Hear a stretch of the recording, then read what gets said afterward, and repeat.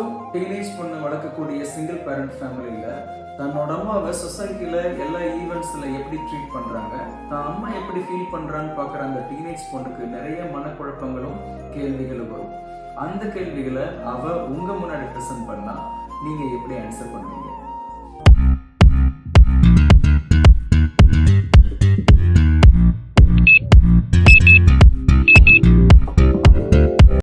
என் அப்பா அரசாங்க வேலையில் வேலை பார்த்து கொண்டிருந்தார். அவர் 5 ஆண்டுகளுக்கு முன்பு இறந்துவிட்டார்.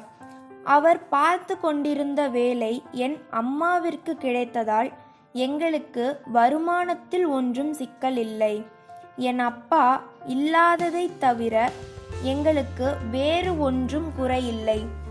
ஆனால் நான் இப்போதுதான் கவனிக்கிறேன், என் அம்மா அலுவலகத்திற்கு செல்வது, எனக்கு ஏதாவது தேவை என்றால் என்னுடன் வெளியில் வந்து அதை வாங்கித் தருவது தவிர என் உறவினர்கள் மற்றும் நண்பர்கள் வீட்டு சுப விசேஷங்களுக்கு செல்வதை தவிர்க்கிறார்.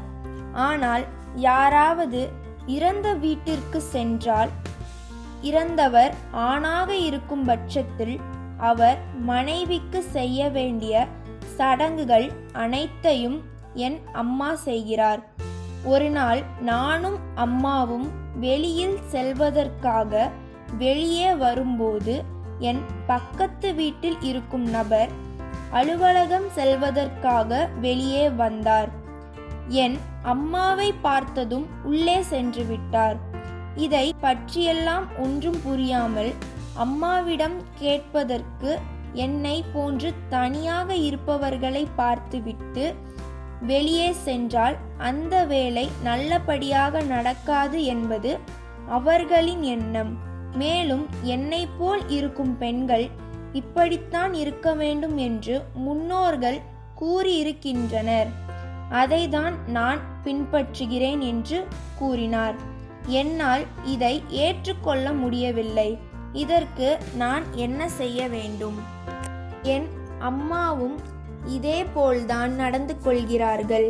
என் பாட்டி அம்மாவை வீட்டை விட்டு கூட வெளியில் அனுப்புவதில்லை. அம்மாவிடம் இதையெல்லாம் பெரிதாக எடுத்துக்கொள்ள வேண்டாம் என்று கூறு. இவர்களை எல்லாம் மாற்ற முடியாது. நீதான் கொஞ்சம் கொஞ்சமாக பேசி அவரின் அந்த எண்ணத்திலிருந்து மாற்ற வேண்டும். என் தோழிகள் இந்த 4 யோசனைகளை கூறியுள்ளார்கள். எனக்கு குழப்பமாக உள்ளது. இத்தனை யோசனை கூறியும் அவள் குழப்பமாக இருக்கிறது என்கிறாள். இப்போது நாம் என்ன செய்வது? நாம் இவர்களிடம் கேட்டு பார்ப்போமா? சரியாக சொன்னாய். இதற்கு இவர்கள் மட்டுமே சரியான யோசனைகளை கூற முடியும்.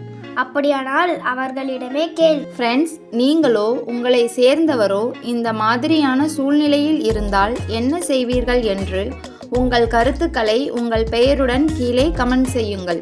அவ்வாறு யோசனைகளை கமெண்ட் செய்பவருக்கு நாம் என்ன செய்ய போகிறோம்? அதில் சிறந்த 5 யோசனைகள் தேர்ந்தெடுக்கப்பட்டு அதை கூறியவரின் பெயர் நமது வீடியோக்களில் இடம்பெறும்.